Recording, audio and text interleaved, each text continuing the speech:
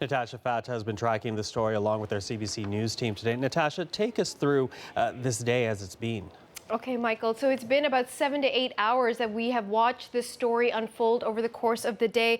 These are the things we know for certain. At around 6:43, the local police officers began getting 911 calls of a shooting that ended up becoming the fatal shooting of these two individuals, 24-year-old Allison Parker and her colleague, 27-year-old Adam Ward, the cameraman. Now, they were on location doing a live broadcast and interviewing a woman, Vicky Gardner, from the local Chamber of Commerce. This is a still from the footage that was being shot live and was being broadcast to the community members, and the shooting actually took place live on the air. You can imagine how disturbing this would have been for their colleagues in the control room, for people in the newsroom, and of course for the thousands of viewers at home. So what you have here is Adam shooting these images, Allison conducting the interview, you can see her smiling there, and Vicky being interviewed about the local tourism industry.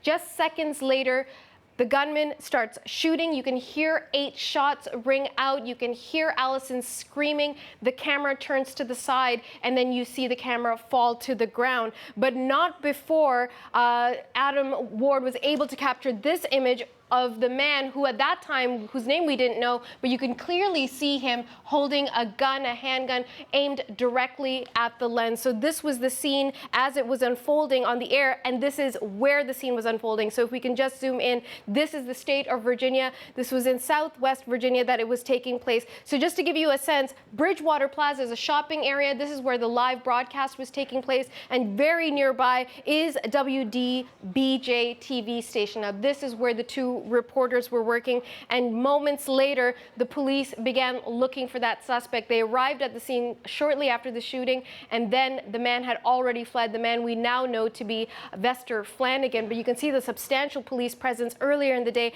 as they were looking for him.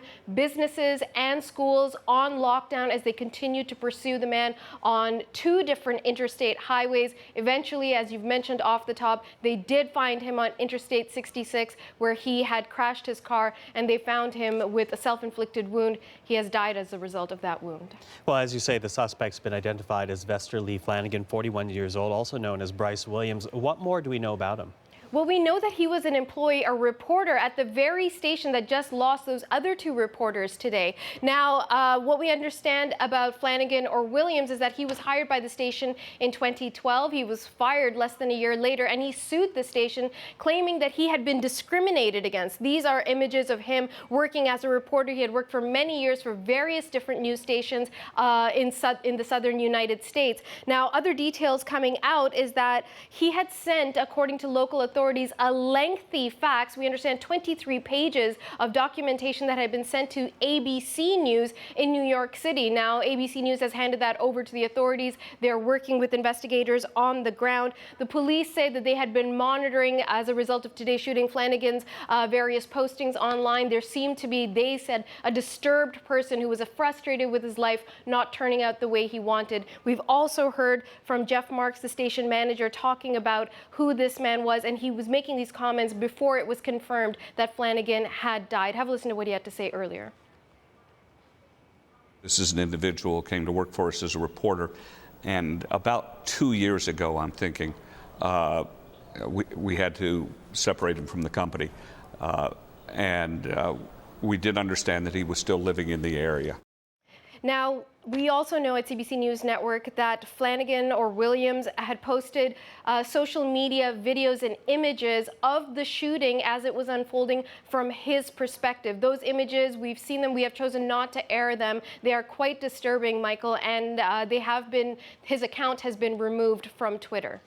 Disturbing because, as you have noted, this is all unfolded on live television from the very moment of the crime this morning till this afternoon in that police news conference. What type of reaction are you tracking, given that this has taken such wide attention in the United States? Well, we've heard from so many folks in this community. It is a small, tightly knit community. You can see clearly here the station saying that they love these 2 individuals. Each of them were in relationships, engaged, both of them, to other people who were working at the network who had to, unfortunately, watch this whole scene unfold. People leaving flowers at the station today because, again, this loss being felt quite closely, but we're getting a different perspective from the state governor, Terry McAuliffe, who has posted today on the issue of gun control. He is saying, as a result of today's shooting, keeping guns out of the hands of people who would use them to harm our family, friends, and loved ones is not a political issue. It is a matter of ensuring that more people can get home safely at the end of the day, Michael. And he said that he is committed to doing whatever it takes